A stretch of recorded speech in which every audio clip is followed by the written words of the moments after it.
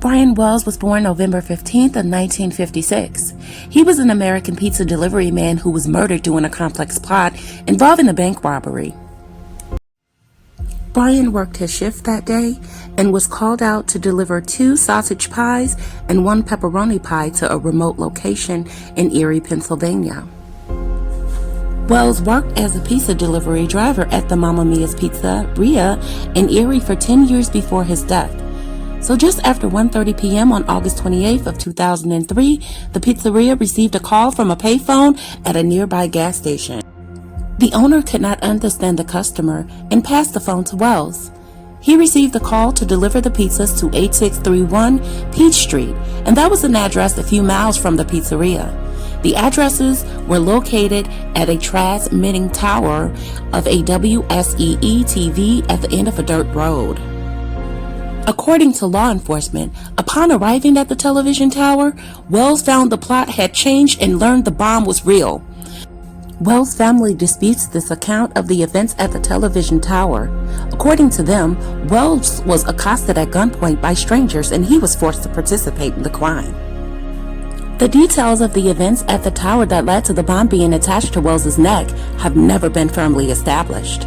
But the evidence suggests that there was a struggle and that Barnes, Delhi, Armstrong, Rotherson, and Stockton were all present at the time. In interviews by law enforcement, Stockton claimed to be the one to put the bomb around Wells' neck. When Wells discovered that the bomb was real, Barnes said a pistol was fired in order to force Wells into complying, and witnesses confirmed hearing a gunshot. After the bomb was applied, Wells was given a sophisticated homemade shotgun, which had the appearance of an unusually shaped cane.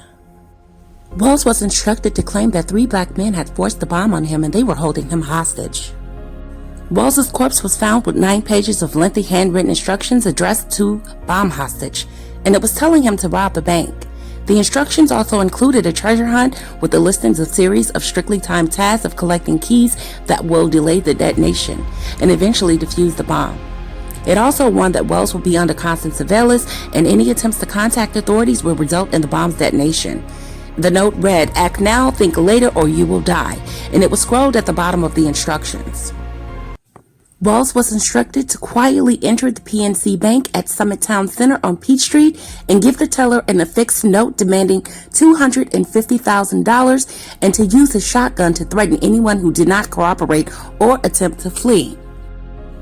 Upon entering the bank around 2:30 p.m., Wells slid the note to a teller, and the note stated that the bomb would explode within 15 minutes and that the full amount must be handed over within that time.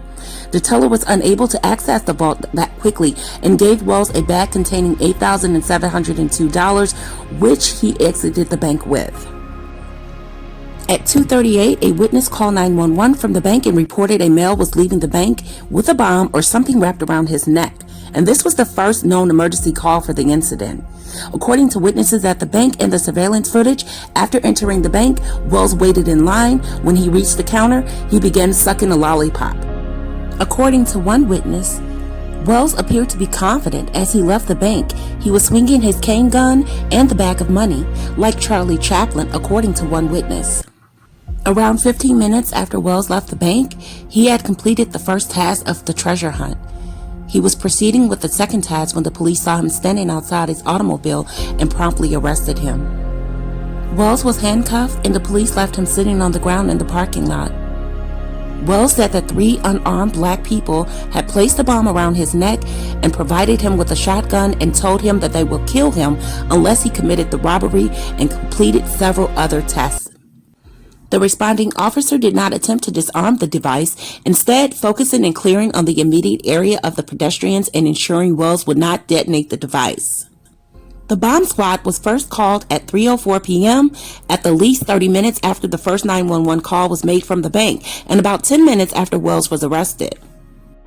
At 3:18, 3 minutes before the bomb squad arrived, the bomb detonated and blasted a fist-sized hole in Wells' chest. It killed him instantly in seconds. Traffic congestion in the area delayed the bomb squad's arrival, but personnel from the ATF still considered their response appropriately quick. WJET-TV, an Erie ABC affiliate broadcaster, the live event was on air and it did not show the moment of the detonation live, and it was due to a technical problem. The station provided the footage to the FBI investigators, ABC's head office, and sister station, Buffalo, New York.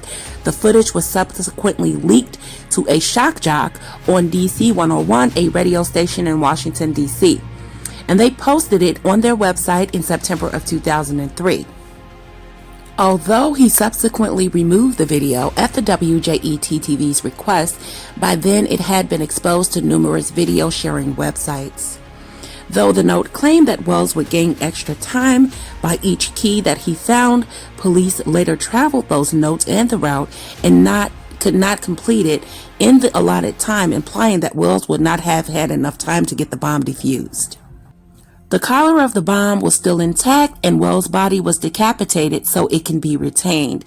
The case also involved two further deaths linked to the conspirators. On August 31st, 2003, Wells' co-worker at the pizza store and its only delivery driver, Robert Thomas Panetti, was found dead in his home after suffering a drug overdose. On September 20th of 2003, Rotherson, who lived near the television tower, called the police to inform them that a body of a dead man named James Roden was hidden in his freezer in a garage at his house. After he telephoned the police, Rotherson wrote a suicide note indicating to plan his death and had nothing to do with Wells's. Investigators do not believe that Rotherson ever committed suicide. On November 1st, 2010, Delia Armstrong was convicted of armed bank robbery, conspiracy to commit armed robbery, and the use of a destructive device in a crime. On February 28, 2011, she was sentenced to life in prison. She was also sentenced to serve the time with the impulse killing of the 2005 killing of Roden. In January of 2013, the U.S. Supreme Court denied her petition for appeal, declining to hear her case. In December of 2015, Delia Armstrong lost a second appeal of her conviction. In 2018, Jessica Hoopstick admitted to her involvement in the plot. Melissa Chan of Time wrote, Hoopstick says that a conspirator approached her to find a gopher who could be scared into robbing a bank.